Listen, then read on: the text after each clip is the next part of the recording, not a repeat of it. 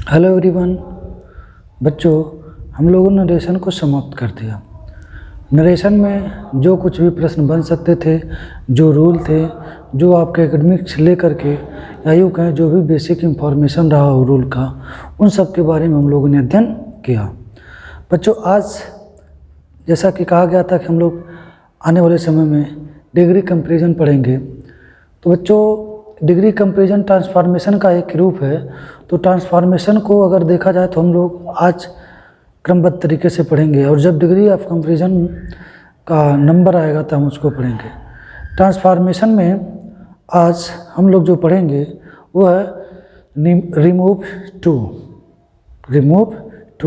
ये remove to से related बहुत से परीक्षा में बहुत से ऐसे प्रश्न आते हैं, और आप अभी जैसे हम देखेंगे आगे समझेंगे कि ट्रांसफॉर्मेशन होता क्या है, क्यों इसकी आवश्यकता है, क्या है ये, इसके बारे में हम चर्चा करेंगे। तो चलिए शुरू करते हैं। बच्चों,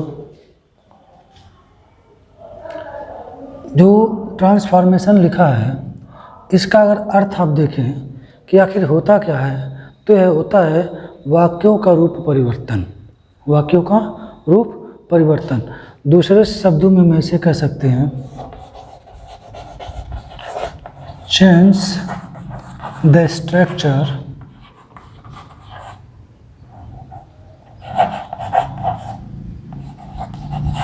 but does not change the meaning।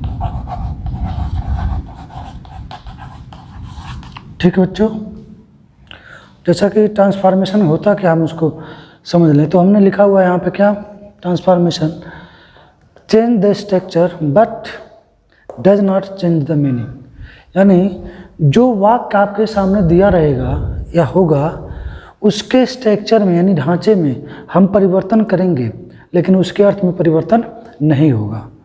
आखिर ये कैसे संभव है?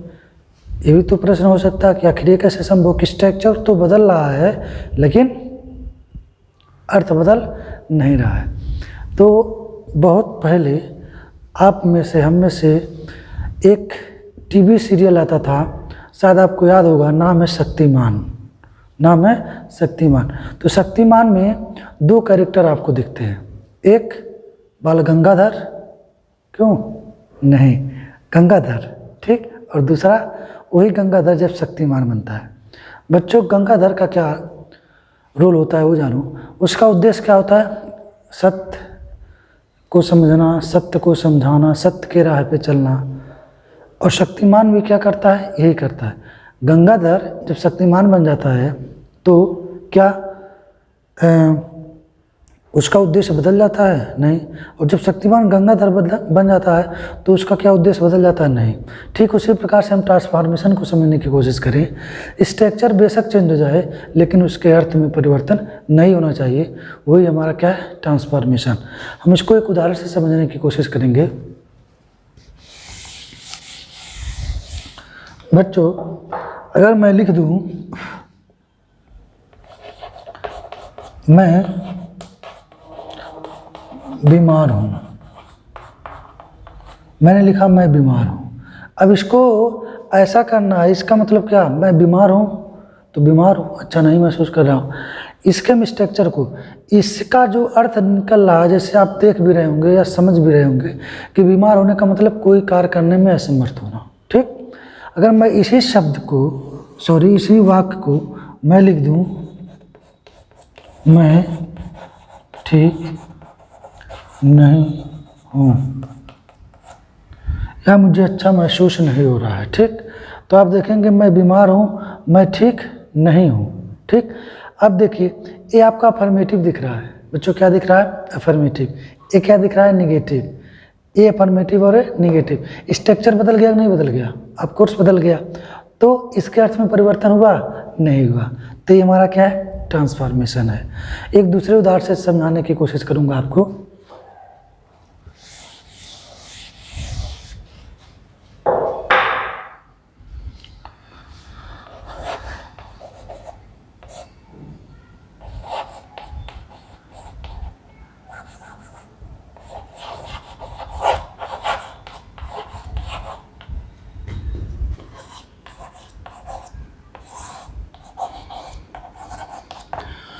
बड़ी खूबसूरत हो, खुदा कसम, सॉरी। चलो बच्चों देखो, लिखा वह खूबसूरत है, मैंने किसी को देखा, ठीक लगा, मैंने कह दिया वो खूबसूरत है, ठीक। आपने देखा अफर्मेटिव सेंटेंस। अगर इसी को हम दूसरे शब्दों में लिखने की कोशिश करें ट्रांसफॉर्मेशन के अंतर्गत, तो हम लिख देंगे वह क्रूप नहीं है,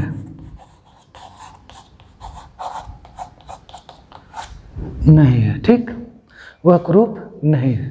तो बच्चों ये अफर्मेटिव, ये निगेटिव, ये अफर्मेटिव और ये निगेटिव। लेकिन अर्थ में देखिए, अर्थ क्या, अर्थ आप देखेंगे तो लिख रहा है वह खूबसूरत है, मैंने यहाँ लिखा हुआ खूबसूरत है, और ये कह रहा है वह क्रूप नहीं है। मान लो कोई क्रूप नहीं है, अगली नहीं है, तो जाहिर सी बात है वो खूबसूरत है, ठीक। जैसे आप किसी के सामने, मैं भी जाता हूँ, अगर किसी को कहते हैं ना फिरकी नचाना, गुस्से में आकर के, मैंने छोटू को कहा, छोटू जो छोटा सा है, मैंने कहा यार मैं तुमसे नफरत नहीं करता हूँ। उसको समझ में आ गया कि ये मुझसे प्यार करते हैं, समझ में आ गया। तो एक तरफ मैंने अगर कहा मैं तुमसे प्यार करता हूँ, वो समझ गया। मैंने कहा मैं तुमसे नफरत नहीं करता हूँ, तो भी समझ गया, बात तो एक ही है, समझ में आ गया। तो यही हमारा ट्रांसफॉर्मेशन, यही हमारा क्या है, transformation. Change the structure but does not change the meanings, it is called transformation. यानी अगर देखा जाए तो वाक्य के रूप में, रंग में, आकार में हम कह सकते हैं परिवर्तन तो होगा, लेकिन उसका जो अर्थ निकलेगा, उसका जो सेंस निकलेगा, उसमें परिवर्तन नहीं होगा बच्चों। यही हमारा ट्रांसफॉर्मेशन। इसका एक छोटा सा अंश हम लोगों ने इससे पहले पैसिव वॉइस और एक्टिव वॉइस में पढ़ा है, वो भी ट्रांसफॉर्मेशन के अंतर्गत आता है। पढ़ते वक्त हम लोगों ने उसमें थोड़ा चर्चा किया हुआ था, लेकिन आज ट्रांसफॉर्मेशन जो हम एक सीक्वेंस से शुरू कर रहे हैं, उसको हम पढ़ते जाएंगे, और आशा कर रहा हूँ आपको अच्छा भी लगेगा। अगर आप साथ हैं तो चलिए अब इसको हम क्रमबद्ध तरीके से, आज हमारा जो पहला टॉपिक है ट्रांसफॉर्मेशन के अंतर्गत हम जिसकी चर्चा करेंगे, हम उस पर आज चर्चा कर लें। बच्चों पहला रूल ये है कि एडवर्ब टू को हटा करके ट्रांसफॉर्मेशन को सीखना। एडवर्ब टू, मान लो मैंने लिख दिया रिमूव एडवर्ब टू, यानी एडवर्ब टू को हटा करके, टू ये हमारा क्या है, एडवर्ब है, टू क्या है हमारा, एडवर्ब है। इसको हटा करके, यानी यदि किसी वाक्य में एडवर्ब टू दिया हुआ है तो किस प्रकार से हम उसको रिमूव करेंगे, किस प्रकार से उसको हटाएंगे, उससे संबंधित जो रूल है उसको हम समझेंगे। तो चलिए आपको समझ में आ रहा है बच्चे, मैंने जो लिखा है पहला कि रिमूव एडवर्ब टू, हम इसको बड़का टू कह सकते हैं, और हाई जौन बा ये छोटका टू है, समझ में आए, हाई बड़का टू है और हाई छोटका टू। तो एडवर्ब टू का मतलब समझ जाइएगा बड़का टू, और जब टू बोलेंगे तो समझ जाइएगा छोटका टू, इनमें कोनो गलती ना हो कि, ठीक। अब चलो देखते हैं इसके रूल्स को समझते हैं। प्यारे बच्चों, अगर वाक्य में आई बड़का टू देहले रही, यानी बड़का टू हुई, यानी वाक्य में बड़का टू होगा यानी बड़ा टू होगा, तो आप इसको चेंज करके शो में लिखेंगे। किस में लिखेंगे, शो। इसी वाक्य में आपको एडजेक्टिव मिलेगा बच्चों, क्या मिलेगा, एडजेक्टिव। एडजेक्टिव के बाद हम लिखेंगे दैट, क्या लिखेंगे, दैट। एडजेक्टिव के बाद क्या लिखेंगे, दैट। वाक्य के शुरू में जो सब्जेक्ट है, सब्जेक्ट यहाँ लिखा मैंने, वाक्य के शुरू का सब्जेक्ट। बच्चों वाक्य के शुरू का सब्जेक्ट जो होगा, उसी सब्जेक्ट को हम दैट के बाद, किसके बाद, दैट के बाद, दैट के बाद लिखेंगे। ये क्या है, हम इसको समझाने की पूरी कोशिश, मैं इसको समझाने का आपको पूरी कोशिश करूंगा कि ये जो मैंने लिखा वाक्य के शुरू का सब्जेक्ट, तो दैट के बाद वही सब्जेक्ट कहने का तात्पर्य जो वाक्य के शुरू में होगा, ठीक। मैं उसको समझाने की कोशिश करूंगा, चलिए, आशा कर रहा हूँ आप ये समझ पाएंगे कि हम बड़का टू को सो में बदलेंगे, एडजेक्टिव के बाद हम दैट लिखेंगे, दैट के बाद हम वही सब्जेक्ट लिखेंगे जो वाक्य के शुरू में होगा। इतना आपको समझ में आया बच्चों? आशा कर रहा हूँ ये आप समझ पा रहे होंगे। चलिए, अब इसको एक दूसरे तरीके से मैं समझाने की कोशिश करूँगा। दूसरा तरीका क्या है आप वो समझ लीजिए। दूसरा तरीका ये है बच्चों कि यदि वाक्य की बनावट इस प्रकार से हो, सब्जेक्ट प्लस वर्ब प्लस यह है बड़का two plus adjective plus infinitive. बच्चों, हम लोगों ने इन्फिनेटिव को चर्चा किया हुआ था कि इन्फिनेटिव क्या होता है, तो आप जानेंगे टू प्लस वर्ब क्या होता है। मैंने यहाँ लिख दिया टू प्लस वर्ब। तो कहने का तात्पर्य है, जब हम ये पढ़ेंगे, जो हम लोग आज रिमूव टू पढ़ रहे हैं, तो यदि कोई वाक्य दिया हुआ है, वाक्य की बनावट यानी स्ट्रक्चर इस प्रकार से हो, पहले सब्जेक्ट हो, वर्ब हो, बड़का टू यानी एडवर्ब टू हो, एडजेक्टिव, उसके बाद इन्फिनेटिव टू। अब भाई बड़का टू तो छोटका टू, उसी को हम इन्फिनेटिव के अंतर्गत पढ़ेंगे। ठीक, अगर ये हो तो जब हम इसको ट्रांसफॉर्म करेंगे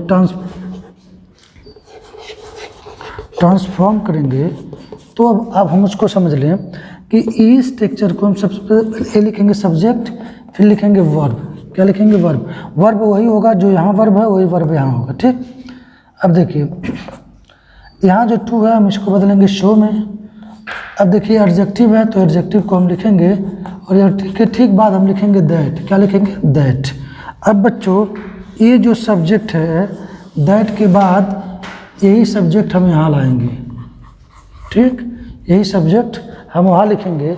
उसके बाद आशा कर रहा हूँ आप समझ गए होंगे कि जो सब्जेक्ट यहाँ है बच्चों, उसी सब्जेक्ट को हम यहाँ लिखेंगे। दूसरी चीज़, अब हम वर्ब को देखेंगे। किसको देखेंगे? वर्ब। यदि ये वर्ब प्रेजेंट है तो सब्जेक्ट के बाद हम कैन का प्रयोग करेंगे। किसका प्रयोग करेंगे? कैन का। अगर ये पास्ट है तो हम इसी कैन के स्थान पे कुड का। ठीक, उसके बाद बच्चों जो यहाँ हमने लिखा है इन्फिनेटिव, हम इन्फिनेटिव तो लिखेंगे without to.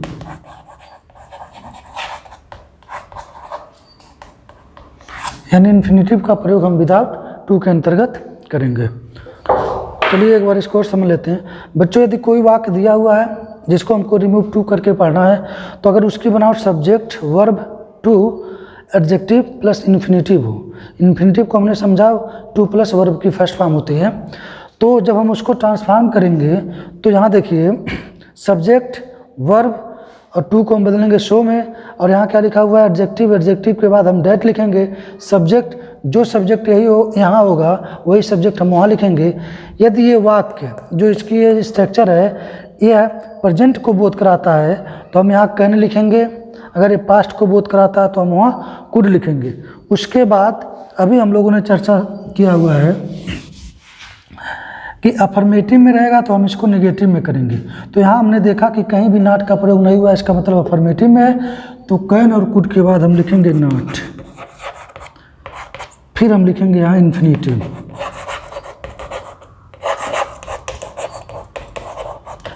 Infinitive without to, without to. Without to का मतलब है यहाँ विद, इन्फिनेटिव का मतलब विद टू है, तो हम टू को रिमूव करके जो वर्ब रहेगा हम उसको यहीं लिख देंगे। ठीक, चलिए अब एक उदाहरण से समझने की कोशिश करते हैं। बच्चों, एक उदाहरण से जैसे मैंने लिखा, he is too weak to walk. इसका हिंदी के अर्थ पे भी हमको नहीं सीखना है क्योंकि हम ट्रांसफॉर्मेशन सीख रहे हैं। तो अगर हिंदी वाले जो हैं वो भी ये समझ लें कि पहले हमको बदलना आ जाए, इंग्लिश को इंग्लिश में समझना आ जाए। ठीक है, क्योंकि आप लोग इतिहास पढ़ रहे होंगे तो इतिहास में बहुत से ऐसे विद्वान आए, जैसे फाहियान आया, बहुत से लोग आए, तो वो जब भारत में आके भारत के इतिहास की रचना या इतिहास को लिखना चाहें तो जितने भी सोर्स जुटाए हैं उन्होंने ये नहीं सीखा कि इसका चीनी भाषा में क्या होगा, वो लोग हिंदी को समझे और अपने भाषा में उसका क्या करें, ट्रांसफॉर्म किए। तो ठीक उसी प्रकार से आपको जब ये इंग्लिश है, इंग्लिश को समझिए, हिंदी अपने आप आ जाएगा। तो आपने देखा he is too weak to walk, वो इतना कमज़ोर है कि चल नहीं सकता। तब इसको चेंज करना है, अगर हम इसको ट्रांसफॉर्म कर रहे हैं बच्चों, ट्रांसफॉर्म, तो हमने लिखा ही, जैसा कि आप स्ट्रक्चर जान चुके हैं, जो वर्ब यहाँ हमने लिखा वर्ब इज, अब इज से हो रहा है कि प्रेजेंट टाइम का बोध करा रहा है। अब यहाँ टू को हमने चेंज किया शो में। वीक है, ये हमारा एडजेक्टिव है, तो हम इसको एडजेक्टिव के रूप में यहाँ लिखेंगे वीक। एडजेक्टिव के ठीक बाद हमने लिखा दैट, आपने देखा यहाँ ही है तो इसी सब्जेक्ट को हम यहाँ लिखेंगे ही। बच्चों प्रेजेंट टाइम या टेंस का बोध कराने के कारण यहाँ होगा कैन, और कैन के साथ हम नॉट लिखेंगे, कैन नॉट वॉक। इस प्रकार से ये स्ट्रक्चर तो पूरा बदल गया, लेकिन इसके अर्थ में परिवर्तन नहीं हुआ। स्ट्रक्चर बदल गया, अर्थ में परिवर्तन नहीं हुआ, अर्थात ट्रांसफॉर्म हो गया, यानी हमने इस वाक्य को इस वाक्य में ट्रांसफॉर्म कर दिया। तो आज सिर्फ एक इतना ही उदाहरण, वीडियो थोड़ा लंबा हो गया है। अगले क्लास में हम लोग इससे अधिक चर्चा करेंगे। तब तक आप जुड़े रहिए मुझसे, मिलते हैं अपने अगले क्लास में। Best of luck, have a nice day, bye bye.